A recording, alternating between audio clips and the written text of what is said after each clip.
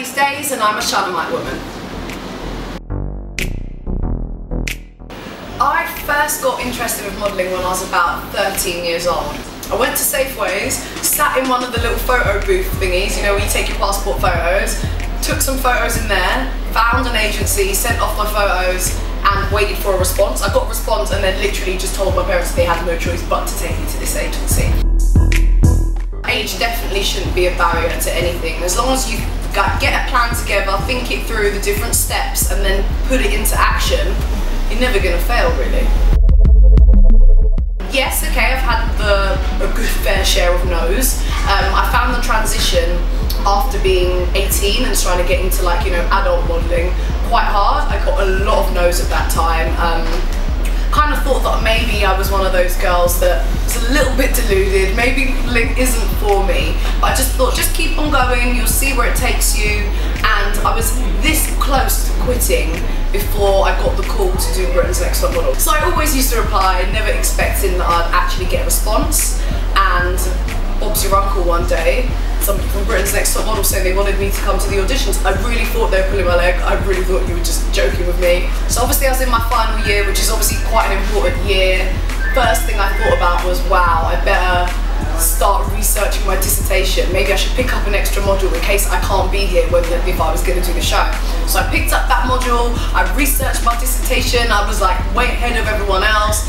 Went through this ridiculous long audition process, was like, I have to be on it, it's so gonna happen, yes, yes, yes. And then I get a call that I hadn't got it. And then a few weeks later, 4 days before they were due to start filming, I get a phone call saying that somebody lied about their age and that they needed me to do the show. I couldn't believe my luck. It was definitely quite a scary prospect being in the house. I wouldn't say there was any kind of uplifting, woman united vibe going on there. It was pretty much everyone for themselves. Like, if you are a top model, if you are, you know, booking the D&Gs and the Pradas of the world, they don't really want you associated with a show like anything to do with reality TV, to be fair. So it can be a hindrance in that sense. But for me and what I do, I'm a commercial model, especially with my presenting. I want to be commercially viable, so for me it is about getting the exposure, and so for me top model has worked out really well and ties in quite nicely to my brand actually. I was never taught specifically about looking after my money in the modelling industry, when to spend it, when not to. It's the kind of thing that you learn by doing it. So I have always been interested in business. Really starting from a very young age, my dad has kind of impressed that on me, and yeah, there's a little businesswoman hiding under all this model presenter malarkey that I've been doing, and I got a really good opportunity to kind of express that when I thought of the idea for Frills by AD, which is my new sock line. At the moment, I'm in the process of finalising my business plan. Because while it's all fun and great to, oh, let me make some socks and oh, let me sell some socks and get a website, a business is not going to strive or get anywhere without a finalised, strong business plan. But my idea for where I want it to go in the future is being sold in department stores like, you know, the Selfridges, the John Lewises of the world, and that's internationally, because let's face it, everybody has ankles, right? Yeah. 3 tips for young women.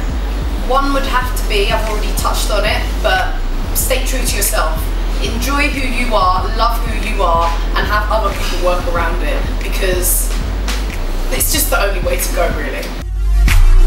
My number 2 tip would be to never give up. Be resilient and keep going. I personally think that people who don't make it to their dreams only don't make it because they gave up at some point. If you keep going, as far as I'm concerned, you're going to get there eventually. And number 3, look good while you're doing it. I know that sounds a little bit, you know, materialistic, a little bit superficial, but people do judge you on first appearances, and you should always make a good impression and feel good. Like, if you look good, if you've got your new shoes on, you feel good and you give off a good vibe. That's got to be something that's worth doing. Hi, I'm Annaliese Dayes from America's Next Top Model, and I have my own sock line, Frills by AD, that you can find at www.frillsbyad.com. We're on Instagram, we're on Facebook and Twitter, so get involved.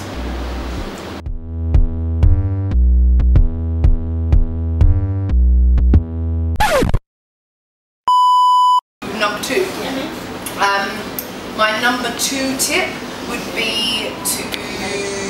Thank you. Sorry, that was a really long rant and I don't know where your question was. Did I answer your question? Over the break thing. Yeah. Yeah, it's quite a long. Yeah, I know.